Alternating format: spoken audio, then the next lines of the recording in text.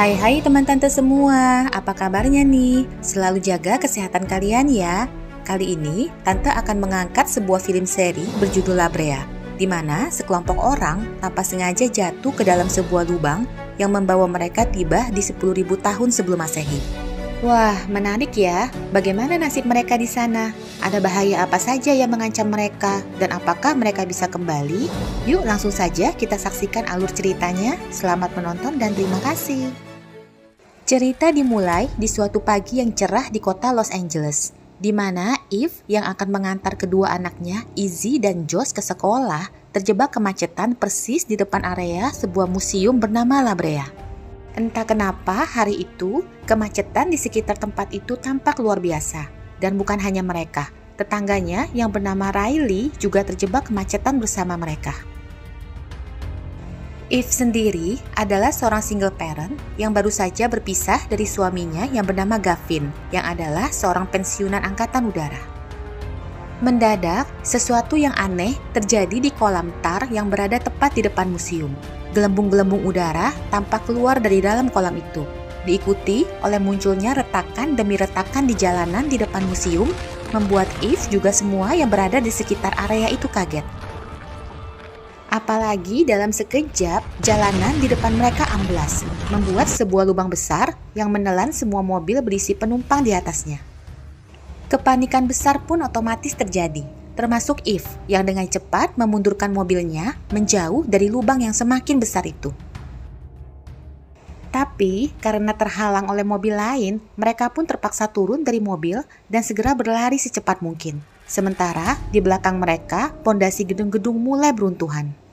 Josh yang melihat seorang gadis kecil terjatuh mencoba menolong, membuatnya jadi terpisah dari ibu dan kakaknya. Eve yang melihat itu spontan berlari kembali, mencoba menghampiri Josh. Tapi sayangnya, Josh terlanjur jatuh ke dalam lubang retakan yang semakin besar itu.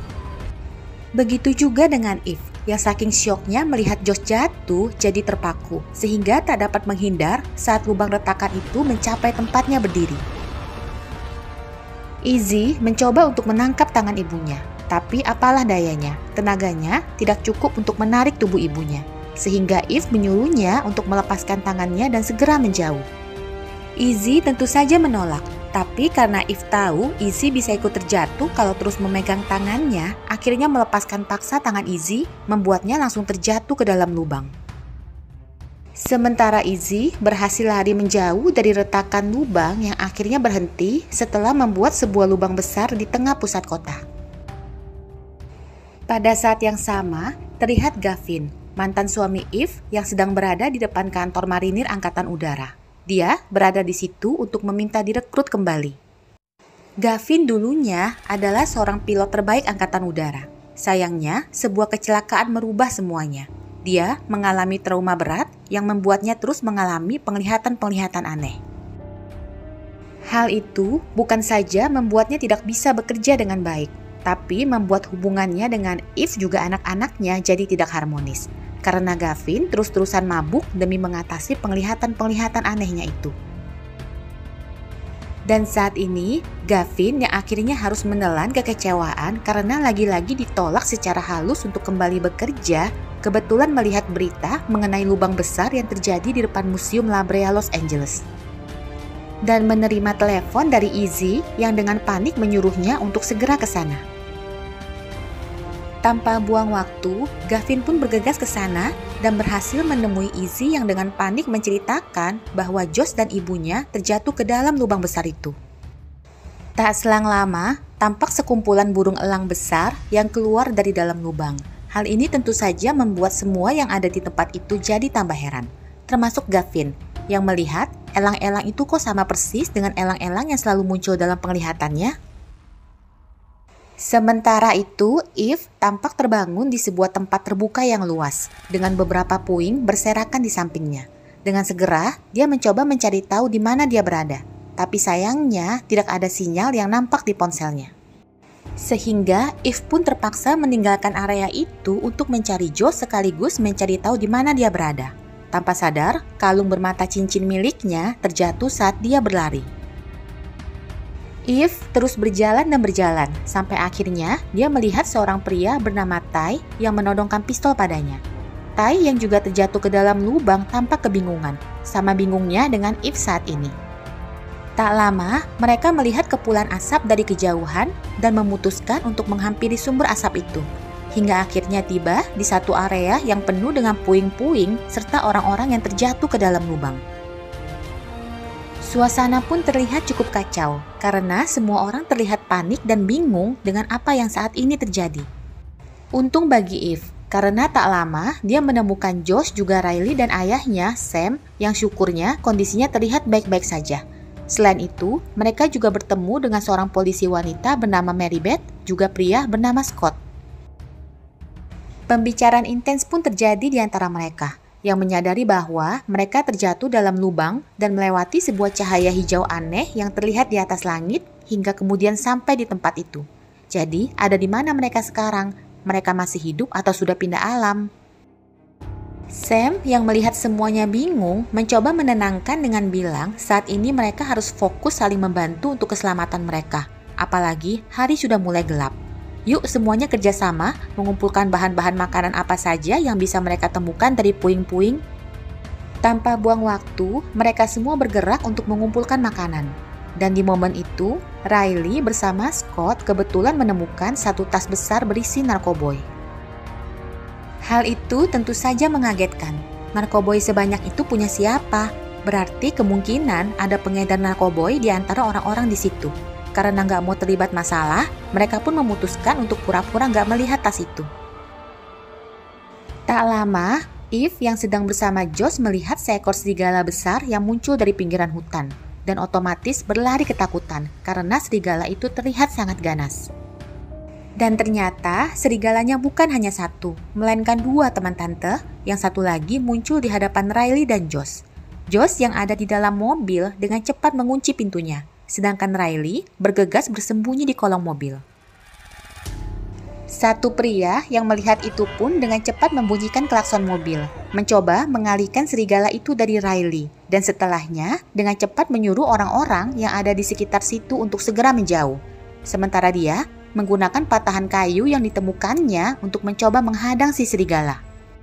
Tapi tenaganya tentu saja nggak sebanding. Dengan mudah, serigala itu melukai dan menyeret pria itu masuk ke dalam hutan. Sedangkan satu serigala lagi yang mengejar Eve juga Josh berhasil ditembak oleh Tai. Sayangnya, Josh terlanjur terluka oleh serangan serigala itu. Apalagi lukanya terlihat cukup parah, sehingga Sam, ayah Riley yang adalah seorang dokter, menyuruh mereka untuk memindahkan Josh ke tempat yang aman. Sementara itu di atas, Dr. Sophia Nathan, Kepala Departemen Keamanan Dalam Negeri, sedang membuat konferensi pers terkait lubang besar yang muncul tiba-tiba itu. Bahwa semuanya sedang ditangani oleh pemerintah, dan saat ini belum ada usaha penyelamatan yang akan mereka lakukan. Karena lubang itu sangat dalam dan tidak mungkin akan ada yang selamat. Tapi, mereka akan mencoba menggunakan drone militer untuk memantau kondisi di dalam lubang. Gavin bersama Izzy yang melihat konferensi pers itu mencoba untuk tegar. Tapi mendadak, dia mendapat penglihatan aneh lagi. Dia melihat Eve, istrinya, bersama Josh masih hidup di suatu tempat. Sontak Gavin memberitahu hal itu pada Izzy, yang tentunya tidak percaya, bilang kalau itu hanya halusinasi ayahnya saja. Gavin terus mencoba menjelaskan bahwa Eve berada di tempat yang sama dengan yang selama ini muncul di penglihatannya. Juga burung-burung elang yang tadi keluar dari dalam lubang itu elang yang sama yang sering dia lihat. Pada saat itu, Sophia yang selesai konferensi pers menuju ke tenda militer bersama rekannya Markman yang sudah dipersiapkan untuk memantau perkembangan situasi. Dan kelihatannya memang ada yang aneh teman tante.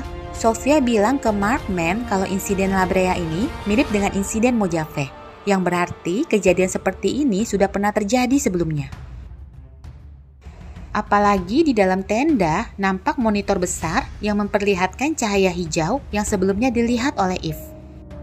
Tak lama, mereka pun mencoba mengirimkan drone militer masuk ke lubang itu. Sayangnya, hal itu gagal. Sinyal terputus dan drone mereka menghilang. Sementara itu, Josh yang pendarahannya semakin parah membutuhkan penjahitan luka serta antibiotik. Sehingga Eve yang sewaktu jatuh melihat ada unit ambulan yang ikut jatuh ke dalam lubang memutuskan untuk mencari ambulan itu bersama Sam. Mana tahu peralatan yang mereka butuhkan ada di dalamnya. Sementara Riley tetap di sana untuk menjaga Josh. Di perjalanan, mereka kebetulan bertemu dengan Ty yang akhirnya ikut bersama mereka. Apalagi Ty katanya sempat melihat ambulan itu. Kembali ke Gavin yang mendapat penglihatan lagi tentang drone militer yang terjatuh tadi dan menggunakannya untuk mendekati Sofia juga Markman, mencoba untuk meyakinkan mereka bahwa kemungkinan orang-orang yang terjatuh ke dalam lubang itu masih hidup. Awalnya dia dicuekin, tapi begitu Gavin menyebutkan nomor seri drone yang dia lihat, mereka pun mulai memberi perhatian dan bertanya siapa Gavin. Gavin hanya bilang kalau anak serta istrinya ikut terjatuh, dan dia tidak bisa menjelaskan dari mana dia tahu tentang drone itu. Yang pasti ada kemungkinan kalau mereka semua masih hidup. Sayangnya, Sofia juga Markman tak mau mendengar lebih lanjut dan beranjak pergi dari tempat itu. Gavin yang tak mau menyerah lalu pulang ke rumah bersama Izzy juga adik iparnya Jessica untuk memeriksa sesuatu. Dia mencari foto lamanya bersama Eve yang menunjukkan sebuah batu besar dengan ukiran cap tangan berwarna merah. Karena saat dia melihat Eve di penglihatannya, dia juga melihat batu itu. Tanpa buang waktu, dia pun segera menuju ke tempat itu dan mencoba menggali area sekitar batu untuk mencari apapun yang bisa ditemukannya sebagai petunjuk. Dan pucuk dicinta ulam tiba. Dia menemukan kalung cincin milik Eve terkubur di situ.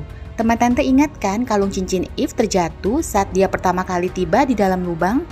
Dengan penuh semangat, Gavin memegang kalung itu sambil berkata kalau dia yakin Eve juga Josh masih hidup dan dia akan membuktikannya.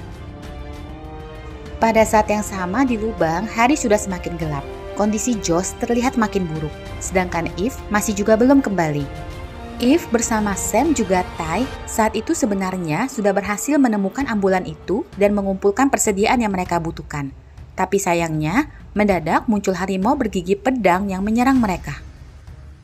Eve dan Sam bersiap untuk mengambil langkah 1000, tapi Ty dengan pistolnya berhasil melumpuhkan harimau itu. Sayangnya, harimau kedua muncul, sehingga mereka pun tak ada jalan lain selain berlari secepat mungkin dengan si harimau yang terus mengejar. Dan tak lama, si harimau berhasil membuat Sam terjatuh ke bawah jurang dan setelahnya kembali mengejar Eve dan Ty. Mereka pun terus berlari dan berlari sampai akhirnya terselamatkan oleh sebuah lubang jebakan yang menghabisi si harimau. Tapi yang jadi pertanyaan adalah, siapa yang membuat lubang jebakan itu? Apakah itu berarti ada orang lain di tempat itu selain mereka? Sementara itu, Gavin mendatangi seorang profesor bernama Dr. Sen untuk memintanya melakukan uji karbon pada kalung cincin milik Eve yang semalam digalinya. Dengan harapan hal itu dapat dijadikan bukti untuk dibawa ke hadapan Sofia bahwa orang-orang yang terjatuh ke dalam lubang masih hidup. Mereka kemungkinan terjebak dalam portal waktu atau apapun itu yang masih belum bisa dijelaskan secara ilmiah. Kembali ke lubang, di mana terlihat Mary Beth sedang bercerita pada Scott kalau dia sebenarnya polisi dari kota Louisiana. Dia ke Los Angeles karena ada urusan keluarga. Tapi yang tidak dia ceritakan secara lengkap pada Scott adalah bahwa urusan keluarga yang dia maksud adalah mencari anaknya yang bernama Lucas. Setelahnya, secara kebetulan, dia menemukan mobil Lucas yang kosong dengan satu tas berisi narkoboy tersimpan di bagasinya. Ini narkoboy yang sama dengan yang ditemukan Scott waktu itu ya, teman tante.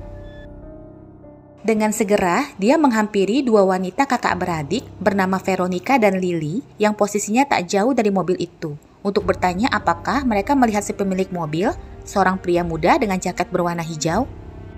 Veronica langsung menggeleng, sementara Lily hanya diam saja tak menjawab apapun, karena menurut Veronica, Lily memang tak bisa bicara.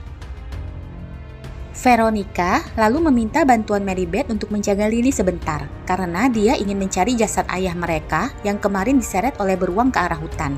Dia ingin menguburnya secara layak. Mendengar itu, Mary Beth pun tak bisa menolak dan terpaksa mengiyakan. Sementara Veronica langsung bergegas masuk ke hutan bersama Scott yang dengan baik hati ikut membantunya, dan langsung menemukan jejak kaki serigala, juga ceceran darah yang bisa menuntun mereka. Pada saat yang sama, Eve bersama Ty akhirnya berhasil menemukan Sam yang terjatuh ke bawah tebing. Hanya saja, kelihatannya tulang punggung Sam terluka, sehingga mereka harus memapanya dengan hati-hati untuk mencegah terjadinya cedera yang lebih parah. Tak lama, Sam menyuruh Eve untuk kembali lebih dulu dengan perlengkapan medis yang dibutuhkan oleh Scott, sementara dia bersama Ty akan menyusul di belakang. Awalnya, Eve menolak. Tapi karena Sam meyakinkannya bahwa Scott yang menunggu obat kemungkinan infeksinya sudah semakin meluas, Eve pun tak ada pilihan lain selain terpaksa kembali lebih dulu. Dan betul saja, begitu dia sampai, Scott sudah kehilangan kesadarannya. Untung saja, dengan cepat Riley memberikan suntikan antibiotik dan juga membersihkan serta menjahit lukanya dengan perlengkapan medis yang dibawa oleh Eve. Setelah Josh sadar, Riley yang akhirnya tahu kalau Eve meninggalkan ayahnya tentu saja langsung ngamuk. Kok bisa-bisanya Eve melakukan hal itu? Meskipun Eve mencoba menenangkannya dengan menjelaskan bahwa ayahnya terluka dan dia tidak sendirian. Ada Ty yang akan membantunya kembali. Di saat bersamaan, Mary Beth menitipkan Lily pada dua pria bernama Tony dan Billy karena dia masih ingin mencari Lucas. Ini sedikit nggak tanggung jawab ya teman tante, dia dititipin gadis kecil, terus nitipin lagi si gadis sama dua pria muda yang belum dikenal. Kembali ke Sam juga Ty yang kebetulan bertemu dengan Lucas, yang akhirnya membantu mereka untuk kembali ke camp. Sementara itu, Veronica bersama Scott bertemu dengan sekawanan unta yang hampir saja tercebur ke kolam tar yang ada di tempat itu. Untung saja Scott berhasil menghalau unta-unta itu. Setelahnya, Scott yang memang seorang arkeolog langsung terpikir sesuatu, bahwa berdasarkan sejarah memang pernah ditemukan 8 kerangka unta dalam kolam tar di Museum La Brea, Los Angeles. Loh, jangan-jangan saat ini mereka berada di masa lampau. Tapi belum sempat dia berpikir lebih jauh, Veronica mendadak menemukan jasad ayahnya yang diletakkan dalam formasi batu membentuk formasi telapak tangan. Hal ini tentu saja aneh kan teman tante? Siapa yang membuat formasi batu itu? Dan gak mungkin secara kebetulan jasad ayah Veronica bisa pas ada di sana kan kalau diseret oleh binatang. Veronica pun dengan cepat mengubur jasad ayahnya di tempat itu. Sementara Gavin yang masih terus melihat Eve masih hidup di penglihatannya dibawa menemui Sophia dan Markman yang ternyata sudah tahu tentang kalung cincin yang diberikan Gavin pada Dr. Sen. Apalagi hasil uji karbon cincin itu menunjukkan bahwa cincin itu berasal dari 10.000 tahun sebelum Masehi. Nah, berarti dugaan Gavin bener nih teman tante. Lubang di La Brea itu bisa jadi semacam portal yang membawa orang-orang yang jatuh ke dalamnya masuk ke masa lampau. Gavin pun lalu menceritakan tentang penglihatan-penglihatan yang selama 3 tahun terakhir ini terus dilihatnya, yang sepertinya adalah tempat di mana Eve juga yang lain berada saat ini. Entah bagaimana menjelaskannya, pokoknya penglihatan itu terus bermunculan di kepalanya. Itulah caranya menemukan kalung cincin itu. Sophia yang mendengar itu lalu bercerita bahwa sebelumnya pernah ada lubang lain yang terbentuk di Gurun Mojave. Tepatnya di tanggal 26 Oktober 2018 yang ternyata juga adalah saat di mana Gavin mengalami kecelakaan dan saat pertama kali Gavin mendapat penglihatannya. Bisa jadi ada korelasi di antara keduanya. Apalagi mereka menemukan cahaya hijau yang sama dari arah lubang Mojave yang persis dengan cahaya dari lubang La Brea. Sophia yakin ada dunia di balik cahaya itu yang masih menjadi misteri. Dan mungkin saja Gavin dengan penglihatannya bisa menjadi penghubung bagi mereka. Pada saat itu, Veronica yang sudah kembali ke camp menjemput Lily yang dititipkan Mary Beth pada Tony dan Billy yang ternyata menjaga Lily dengan baik. Veronica lalu bilang pada Lily yang ternyata bisa berbicara agar jangan bicara pada siapapun yang ada di tempat itu. Kelihatannya ada yang mencurigakan nih dari kedua gadis ini teman tante. Kenapa juga si Veronica bilang sama semuanya kalau Lily nggak bisa bicara padahal dia bisa? Ya, kita simak aja dulu ya teman tante jalan ceritanya. Tak selang lama, Scott yang ikut kembali bersama Veronica langsung menghampiri Riley untuk memberitahu teorinya setelah melihat unta-unta tadi, bahwa sepertinya mereka semua terjebak di masa lampau, tepatnya mungkin di 10.000 tahun sebelum Masehi. Riley yang lagi pusing mikirin ayahnya yang belum pulang-pulang pastinya nggak mau ribet ngedengerin cerita Scott dan terlihat akan pergi mencari ayahnya. Untungnya, tak selang lama, ayahnya kembali ke camp dengan dipapah oleh Ty dan juga Lucas.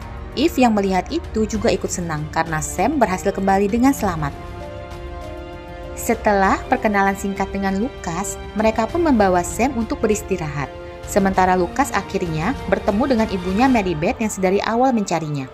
Tapi, kelihatannya hubungan mereka buruk, teman tante. Begitu melihat Mary Beth, Lucas langsung memintanya menjauh dan jangan ikut campur dengan semua hal terkait dirinya. Sementara itu, Sophia membawa Gavin ke pangkalan militer dan menunjukkan sebuah pesawat yang katanya akan digunakan untuk menembus portal dan membawa semua orang kembali. Keesokan paginya, di lubang, sesuatu terjadi saat pembagian makanan berlangsung. Seekor binatang raksasa muncul dan mengobrak-ngabrik persediaan makanan mereka, membuat persediaan makanan yang telah mereka kumpulkan lenyap begitu saja. Tuh, gimana jadinya nasib mereka sekarang ya?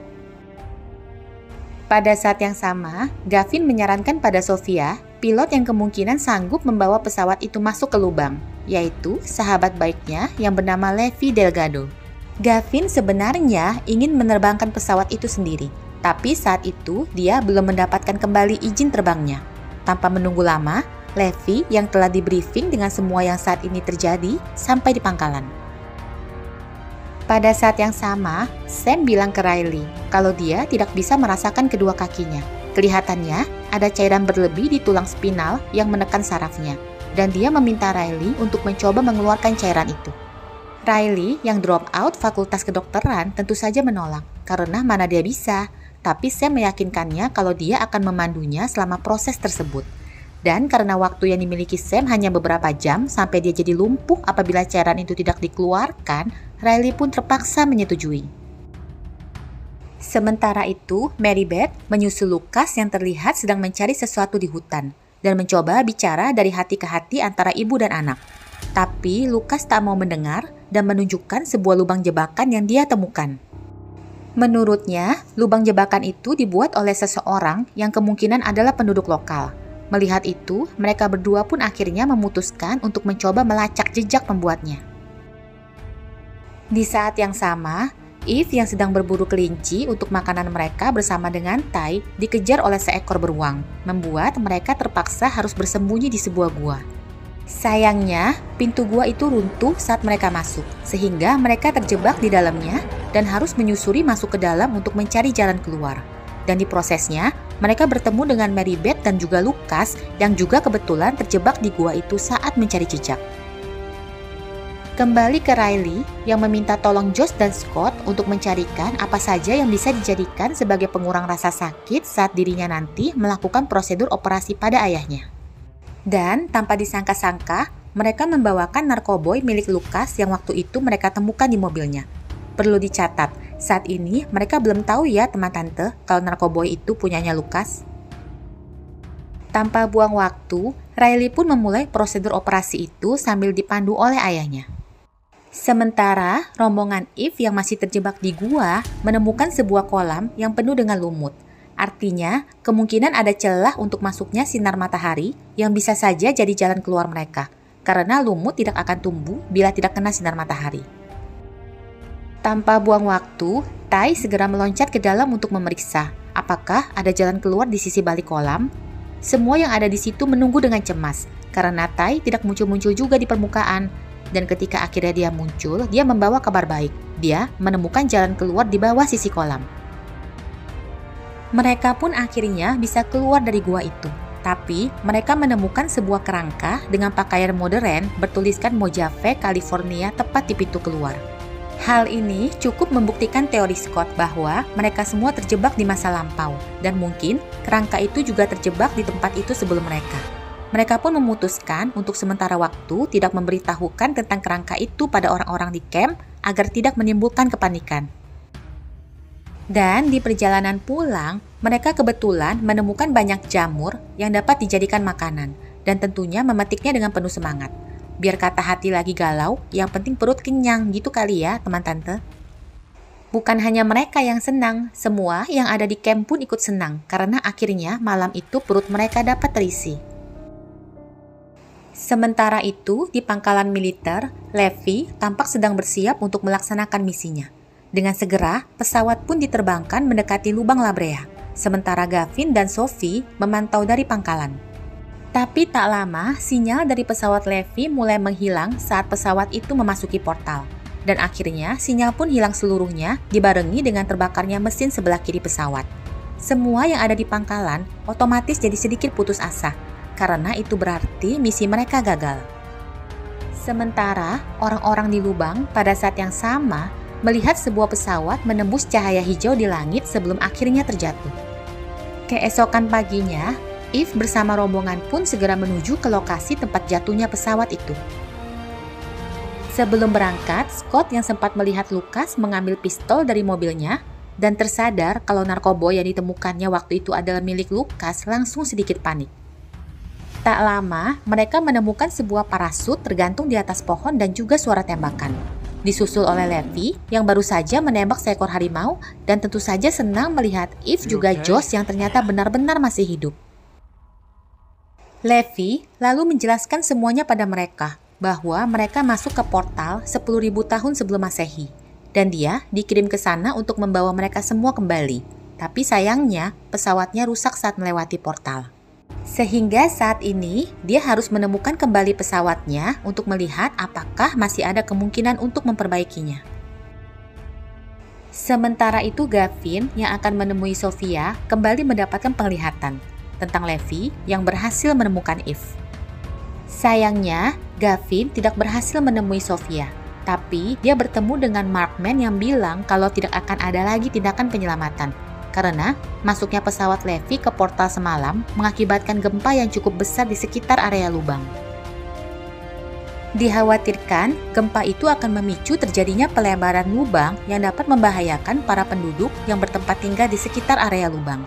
Dan karena tak bisa menemui Sophia, Gavin pun beranjak pulang setelah sebelumnya diam-diam mengambil sebuah file berisi data-datanya yang diletakkan di atas meja kerja Sophia. Kembali ke rombongan Eve yang masih terus melanjutkan perjalanan mencari lokasi jatuhnya pesawat Levi. Di saat itu, Scott memberitahu Josh bahwa pemilik narkoba yang mereka temukan itu adalah si Lucas. Yang mana hal ini jadi membuatnya sedikit takut karena pembawaan Lucas kan temperamen, apalagi dia ternyata memiliki pistol.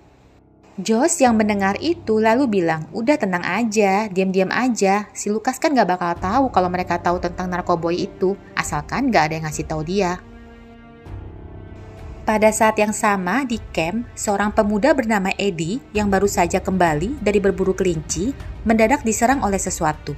Dan jasadnya ditemukan di tengah hutan oleh Lily dalam kondisi tewas mengenaskan. Semua yang ada di camp tentu saja panik. Apa yang bisa menewaskan Eddie dengan cara seperti itu? Yang pasti kelihatannya bukan hewan buas, karena jasad Eddie utuh.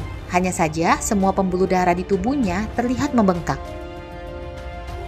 Kembali ke rombongan Eve yang mengikuti sinyal pesawat sampai di tepian sebuah danau. Dan karena danau itu kelihatannya tidak dalam, mereka pun memutuskan untuk menyeberanginya. Tapi coba deh teman tante pikir, mereka emangnya nggak takut bakal ada binatang atau makhluk aneh apa ya di dalamnya? Kan danau prasejarah. Dan benar aja kan, tak lama setelah semuanya hampir naik, Riley merasa ada sesuatu yang melewati kakinya. Dan Levi yang melihat itu dengan segera menolong Riley, yang ternyata diserang oleh seekor anaconda atau ular besar. Dan berkat kemampuan marinir serta pistol yang dibawanya, Riley pun berhasil diselamatkan. Sementara itu di tempat berbeda, Gavin yang mempelajari berkas yang diambilnya diam-diam tadi menemukan sebuah foto yang kemungkinan bisa dijadikan petunjuk. Foto Sophia bersama dengan seorang dokter wanita lain bernama Rebecca.